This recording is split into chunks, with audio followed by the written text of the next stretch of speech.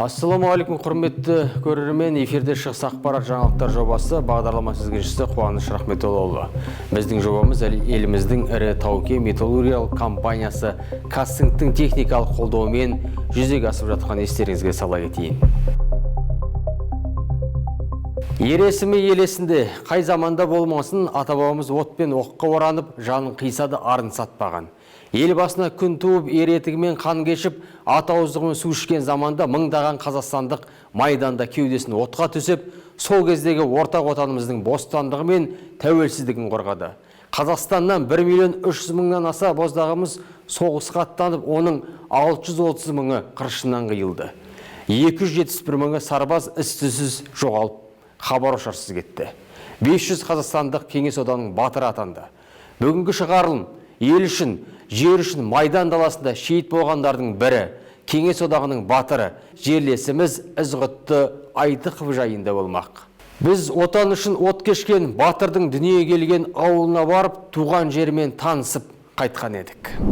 Ұлан тарихқа бай өңір. Міне осындай ғажайып өлкенің Тарғын кентінің жанындағы Ұранқай өзенінің бойындағы шағын ауылда 1922 жылы 20 қаңтарда кеңес одағының батыры Ізғұтты Айтықов дүниеге келді.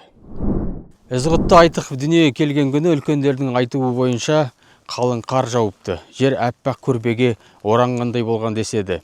Алғашқы немересінің дүниеге келгені қатты қуанған Айтық ақсақал таңертең тұрып терезеге қараса, жерде жалғыз бір із түскен көреді. Арымдап, немересінің қадамы оң болсын деп, Ізғұтты қойып татын.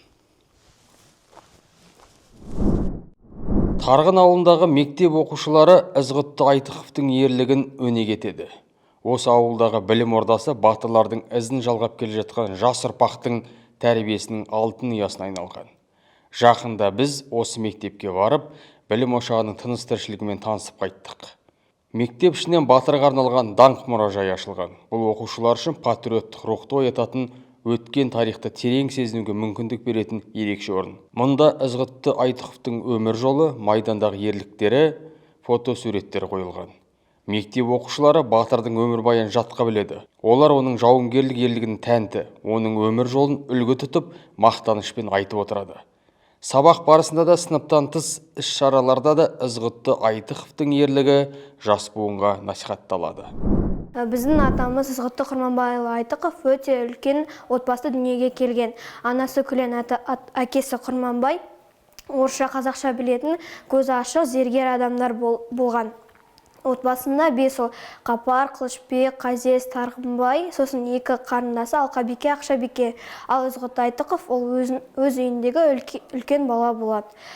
Сосын ол кісі осы Қалбаулова мектебінде 8 жылдық мектепті оқиды, мұғалімі Асия апай болады. Сосын осы Қалбаулова мектебін бітіргеннен кейін Семей қаласының техникумға түсіп, сол жақта жақсы оқиды. Сосын 1936 жылы әкесі белгісіз себептермен халық жауы атанады да салып кетеді. Сосын ол кісі отбасылық жағдайларына байланысты осы ауылына қайтып келеді. Сосын осы жақта Қалбаулова руднигінде жұмыс жасап, ата-анасына көмектеседі. Артында қалған бауырларына да қарасады. Сосын 1941 жылы Ұлы Отан соғысы басталып, сосын ол кісіні соғысқа алмайды. Себебі ол кісі халық жауы атанған. Сол себепті ол кісі қайта комиссариатқа өтініш жазады. Сосын 1942 жылы Барнаул қаласынан қаңтар айында арнайы әскери дайындықтан өтеді. Сталинградта сол жақта барлаушы болып жұмыс жасайды. Сол жақта Сталинградты жақсы қорғаған үшін медальмен наградталып, ары қарай өз жауынгерлік жорығын жалғастырады. Сосын ол кісі Харьков облысына барып, сол жақты қорғайды. Сол жақты қорғаған үшін Қызыл жұлдыз орденімен наградталады. Сосын келесі Калинин облысы Степанов селосына жорыққа аттанады. Сол жақта 3-ші дәрежелі даңқ орденімен наградталады. Келесі бізде Витебск облысы Коробцево деревнясы. Ол жақта ол кісі өте жақсы қорғайды, өте үлкен ерлік жасайды. Сол себепті ол кісіге 2-ші дәрежелі даңқ орденін береді. Келесіде бізде Болыс қаласы, ол жақта батыс звеносынан 5 жауынгерге өтуге тапсырма беріледі. Ол жақта 234 метр биіктікті бағындырып, арттағы әскерлерге қалқан болған үшін ол кісіге бірінші дәрежелі даңқ ордені беріледі. Сосын кейін ол кісі Зарасай қаласында үлкен шайқас болады Римше көлінің жанында. Сол жақта өкінішке орай мина жарылысынан сол жақ беті мен кеуде тұсынан өте қатты жарақат алып, госпитальға барып емделеді. Сол жақта 23 шілде күні сол жаққа барады. Сол жақта өте күрделі операция жасалынады, 500 грамм қан құйылады. Сосын 26 шілдеде өкінішке орай ол өмірден озады. Сол себепті сол жақта Зарасай қаласына Литва жеріне жерленеді. Маған осы мектеп өте үлкен жігер береді десем де болады. Мен осы батыр атамыздан өте үлкен үлгі аламын. Мен де ол кісі сияқты патриот болғым келеді. Мен де ол кісі сияқты өз отаным үшін бәріне дайынмын. Ізғұттының әкесі Құрманбай өңірге белгілі ұста, өте білімді адам болған. Солақай саясаттың кесірінен халық жау атанды. Жастайынан өмірдің тауқыметін ерте көрген Айтықовтың майдан жолы 1942 жылы Сталинград түбіндегі шайқастан бастау алады. Еті тірі батыл шешім қабылдауға дайын тұратын сөзге шебер жігіт бірден көптің көзіне түседі. Ізғұтты Айтықовтың шеберлігін байқаған полк комиссары оны барлаушылар взводының жетекшісі етіп тағайындайды. Жүктелген міндетті абыроймен атқарған ауыл баласы өзін барлаушы ретінде де жақсы танытады. Мәселен, бір Сталинград түбіндегі шайқастың өзінде 50-ден астам жаудың көзін жойып, жаудың 22 барлаушысын тұтқындап әкелген. Батырұл сондай-ақ Калинин, Белгород облыстарының жерін азат етісті. Батыс Двиня жағалауына дейін жетті. Жауынгерлік тапсырмаларды ойдағыдай етіп орындаған үшін ол Қызыл жұлдыз, бірінші және екінші дәрежелі даңқ ордендерімен, Сталинградты қорғаған үшін медалімен наградталды. 1961 жылдан бастап мектепке Ізғұтты Айтықовтың батыр атағы берілген болатын. Оғанға дейін ол Қалбаолова мектебі деп саналған болатын. Өте батыр болды, ер жүрек болды, қайсар болды. Барған жерінен, мысалы, ол барған кезде ең бірінші 22 тіл әкелу деген оңай емес. Ол фашистердің жасырын түрінде тығылып барып, офицерлерін ұстап әкелу 22 тіл деген. А ол кез келген адамның қолынан келе бермейді. Жасырынып барып, ол офицерді ұстаудың өзі күш. Мысалы, ол офицер міне мен ұстап ал деп бір жерде тұрмайды ғой. Оның қасында да жауынгерлер болады. А ол жауынгерлердің арасынан тығылып, соны қалай қолға ұстау керек деген, ол деген өте үлкен еңбек, ерлік ол. Әмбе қорықпаған, әмбе кішкене намыстанған, көрдіңіз ба? Халық жауының баласы деп оны алмай қойды ғой. Сонда 19 жаста болған кез ол болмай болған. Ал Ұлы Отан соғысы кезінде бізде немене болды? Адамдардың, жігіттердің барлығын әкетті, бізде ауылда қалды, тылда жұмыс дейтіндер. Аталар, кәрі шалдар деп айтамыз, менде аталар қалды, сосын аналар қалды, сосын кішкентай балалар қалды. А олардың барлығы не істеді? Тылда олар жұмыс атқарды. Сол кішкентай балаларын жетектеп, олар масақ та терді. Ал енді аналары шұлық, одан кейін егін салып, соның барлығын олар жұмыс атқарды. Сол кезде ол намыстанған ғой. Мен неге міне осындай кісілердің қасында қаламын? Мен де соғысқа баруым керек. Мен де елімді, жерімді, отанымды мен де қорғауым керек деген өзінде ой болған. Мектептегі мұражайдың ашылуына ұйытқы болғандардың бірі Төлеугүл Қарымбаева. Ол еңбек жолын алғаш бастаған жылы Ізғұтты Айтықов туралы деректерді жинау жұмыстарымен қарқынды айналысады. Төлеугүл Қарымбаева соғыс ардагерінің анасымен бірге Литваның Зарасай атты қаласына жол тартады. Ол жерде Кеңес одағының батырына арналған бюст қойылады. Бүгінде мектеп мұғалімдері батырдың есімін ұлықтап, оның өнегелі өмірін патриоттық тәрбиенің тірегі ретінде пайдаланып келеді. Әсіресе әскери патриоттық бағыттағы үйірмелер мен тәрбие сағаттарында оқушылар батыр туралы баяндамалар жасап, шығармалар жазып, көріністер қояды. Даңқ мұражайының жетекшісі бізге батырдың майдан даласындағы ерлігін ерекше ыждахаттылықпен айтып өтті. Барасап қарап отырсақ, міне, Сталинградты қорғаған үшін ең бірінші тарғынан шығады да Сталинградқа барады, Сталинград қаласына барады. Ол кезде Сталинградты қорғаған үшін деген медаль алады, ең бірінші. Ол кезде уже жаңа өзінің ерлігін көрсете бастаған. Өз әр жүрген жауынгерлік жорығының әр жерінде бір наградалар алып отырған. Одан кейін міне Харьков облысы Рендау селосы үлкен деревняны жау алып алған кезде, соны азат еткен, деревняны азат етіп шыққан, жаудан алып шыққан. Ол кезде уже Қызыл жұлдыз орденімен марапатталды. Коробцево селосына келген кезде 3-ші дәрежелі даңқ орден, жаңағы өзінің ер жүректігімен жаңағы офицерлерді ұстап, тіл әкеліп отырған. Тіл дегенде ол енді ұстап алады да, сосын кейін жаңағы офицерден қанша қару жарағың бар, қанша сенің адамың бар, қай жерге қарай бағыт алдың дегендерді білу үшін алады ғой. Міне көріңіздер ме, сонда Коробцево 3-ші дәрежелі.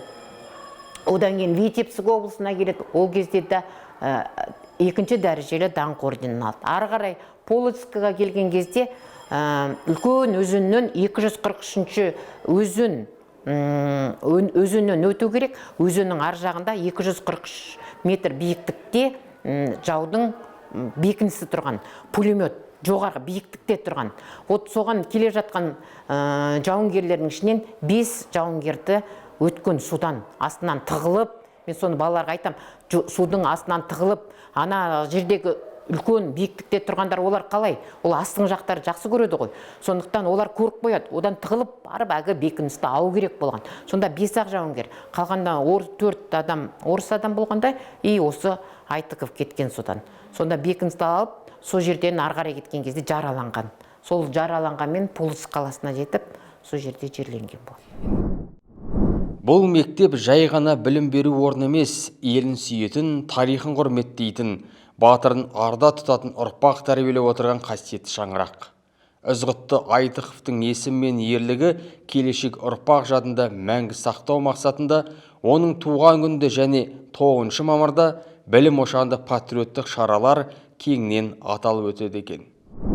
Осы даңқ мұражайын жасағанға белсенді көмектескен ол Ызғұтты Айтықовтың досы Ибрагимов Раздах Ибрагимович пен ол кісі тарих пәнінің мұғалімі болған, және де тәрбие меңгерушісі Қарымбаева Тілегүл Абылқасымовна ұйымдастырған болатын. 1965 жылы осы мектеп түлегі ол кісі мүсінші болған, осы мектепке Ызғұтты Айтықовтың бюстін сыйға тартқан болатын. 1967 жылы Одесса қаласында океан кеме заводында Ызғұтты Айтықовтың атымен аталған кеме жасалынған болатын. Ол кеменің суға түсірілгеніне осы мектептің мұғалімдері мен оқушылары барып көрген болатын. Сол жерде кеме капитанымен кездесіп, сол кеменің өзін көрген болатын. Сабақ сайын бізде Гүлмира апай сынып жетекшіміз бізден Ызғұтты Айтықов туралы түрлі мәліметтерді береді, және де өзімізді біліп жүрсін деп түрлі ойын тесттар өткізіп, сөйтіп жаттап алдық біз Ызғұтты Айтықов туралы мәліметтерді. Мектебімізде ең біріншіден салт дәстүрімізге айналған бұл жылда 20 қаңтар күні Кеңес одағының батыры Ізғұтты Құрманбайұлының туған күніне орай мектебімізде үлкен іс-шаралар ұйымдастырылады. Сол іс-шара аясында жаңағыдай түрлі жерлерде біздің түлектеріміз бар. Білім алған осы қара шаңырағымыздан шыққан түлектеріміз келіп, осы мектепке және батыр атамызға тағзым етеді. Сонымен қоса 9 мамырда бұл бізге үлкен атаулы дата. Биылғы жылы міне Ұлы Отан соғысының 80 жылдығын мерейтойын атап өткелі жатырмыз. Әрине 9 мамыр күні міндетті түрде барлық ережелерге сай мектебімізде осы іс-шара кең ауқымда өтеді.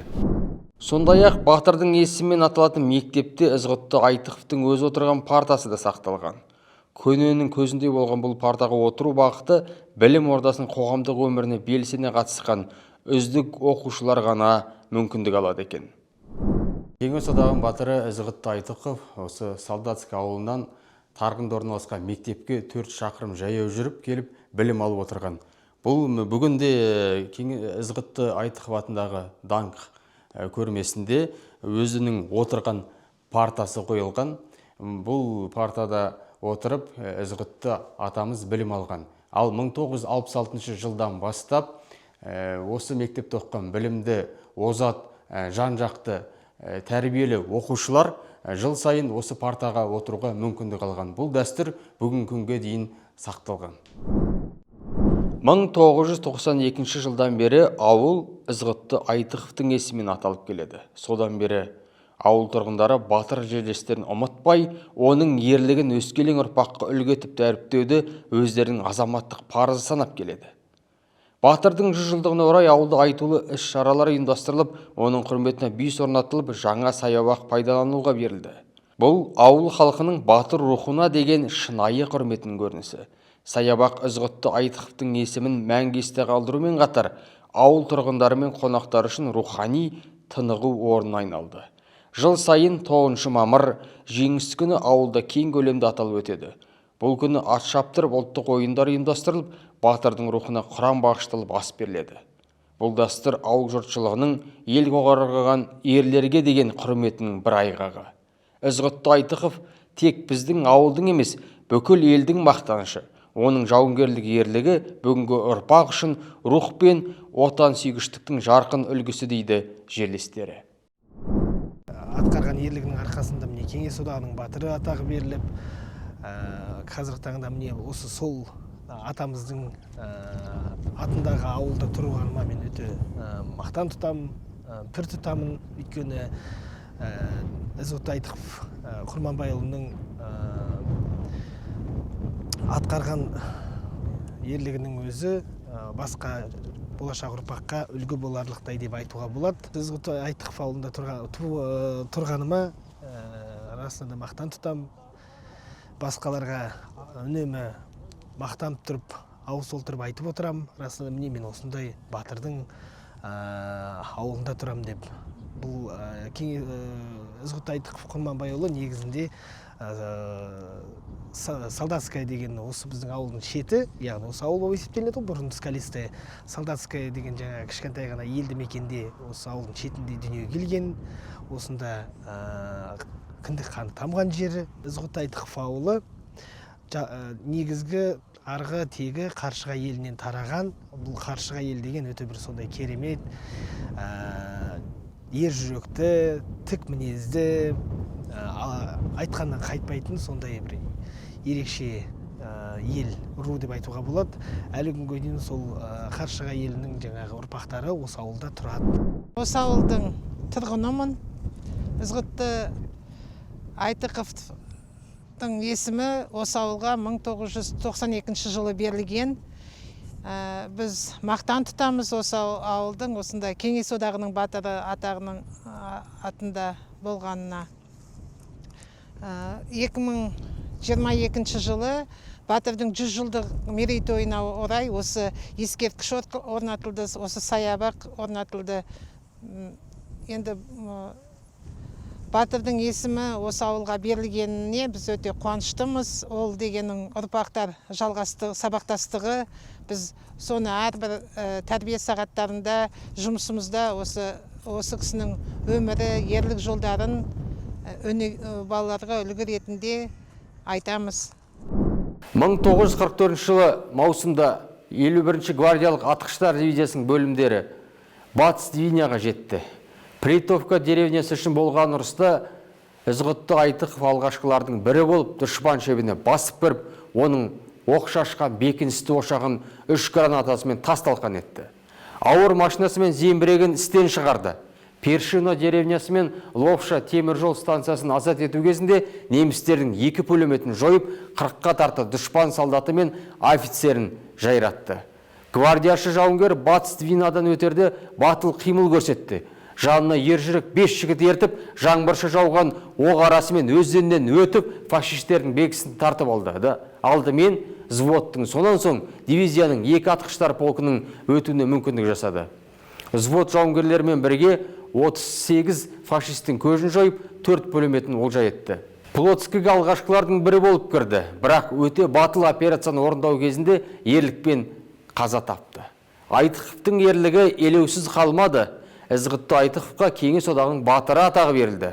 Ақын Алексей Сурков Совет одағының батыры Ізғұтты Айтықовқа деген өлеңінде су шайған құмдық жағаны, айғыздан жатты оқ тесіп, Айтықов жүзіп барады, өзенде бейне от кешіп, ел үшін тыным алар ма қазақтың ұлы Ізғұтты. Литва жеріндегі батыр жерленген Зарасай қаласындағы бір көше бүгінде біздің жерлесіміздің есімімен аталады. Белорусиядағы Полоцк қаласы ет комитетінің алдында ізғұттының ескерткіші тұр. Ізғұтты Айтық біздің шығысымыздың ғана емес, бүкіл еліміздің мақтаны. Ол кісі жаңағы Сталинград үшін медалын сол кезінде жаңағы өзінің көзі тірі кезінде алған болса, кейін ол жаңағы Қызыл жұлдыз және де даңқ ордендерімен, сонымен бірге Кеңес одағының батыры атағыменен марапатталған болатын. Ізғұт Айтық атамыздың қай жағынан болса да зерттеуге, әлде бұл кісінің жаңағы туған туыс туралы, ата тегі туралы, бала кезіндегі жаңағы қылықтар, мінездер қандай болған, ұрыс даласындағы оның жаңағы мүмкін қолжазбалары, қойын кітап дәптерлері де болуы мүмкін, Литва елінде жаңағы қалған мұрағаттар болуы мүмкін. Осының бәрін болашақта үлкен жаңағы тарихшылардың, ізденушілердің бір тақырыбына, өзекті дүниесіне айналады деген ойдамыз. Ұлы Отан соғысы кезінде жауға атылған 10 оқтың 9-ы Қазақстанда жасалды. Қазақ халқы Ұлы Отан соғысына ерлік пен жанқиярлықтың алдыңғы шебінде болды. Бұл соғыста Кеңес одағы құрамындағы әр халық өз үлесін қосты. Қан майданда шайқасқан сарбаздардың ерен еңбегі тарихта алтын әріппен жазылды. Көп жағдайда Кеңес одағының батырлары туралы айтамыз. Бірақ соғыстағы ерлікті бағалауда тек бұл атақпен шектелмейміз. Даңқ ордені, Қызыл ту, Қызыл жұлдыз ордендері сияқты жоғары әскери марапаттар да жауынгердің жанқиярлық ерлігін дәлелдейтін айқын көрсеткіштер. Әр ұлттың соғыс жылдарындағы марапатталу саны мен халық санын салыстырғанда қазақтар жан басына шаққандағы жоғары марапат саны бойынша алдыңғы қатарда тұр. Соғыс кезінде Қазақстан 30 миллион пұт астық, 14 миллион пұт картоп және көкөніс, 15 миллионнан астам пұт ет, 3 миллион 194 мың центнер сүт, 17 мың центнер жүн, 2,5 миллион дана жылы киім және басқа да өнімдерді майдан даласына жіберді. Қазақстандық тыл еңбеккерлер майданға 110 мыңнан аса жылқы, жаудан азат етілген аудандарға саны 500 мыңнан асатын мал жіберген. Ұлы Отан соғысының алғашқы айларында кәсіпорындардың барлығы тылға көшіріле бастады. Қысқа уақыт ішінде Қазақстанның аумағына 142 кәсіпорын орналастырылып, қазақ жеріне 532 мың 506 адам көшірілді. 1,5 жыл ішінде елімізде 25 кен орны мен шақты, 11 кен байыту фабрикасы, 19 жаңа көмір шахтасы, 3 разрез, 4 жаңа мұнай кеніші, Атыраудағы мұнай өңдеу зауыты іске қосылды.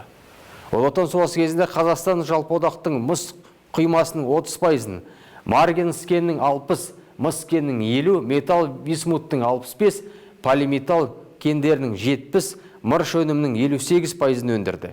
Шамамен 500 қазақстандық Кеңес одағының батыры, 100-ден астам адам даңқ орденінің иегері атанды. Бұл деректер нені көрсетеді? Қазақ халқының соғысқа қатысқандардың үлесі ғана емес, олардың көрсеткен ерлігі де жоғары бағаланғанын көреміз. Жоғары әскери марапаттар тек батырлықтың емес, жанқиярлық пен адал қызметтің дәлелі. Қазақ жауынгерлері Мәскеу түбіндегі шайқастардан бастап Берлинге дейін жетті. Бұл тек тарих қана емес, бүгінгі ұрпаққа үлгі. Ер есімі ел есінде. Ананың жасы мен бабаның қанымен келген жеңіс күні құтты болсын ағайын.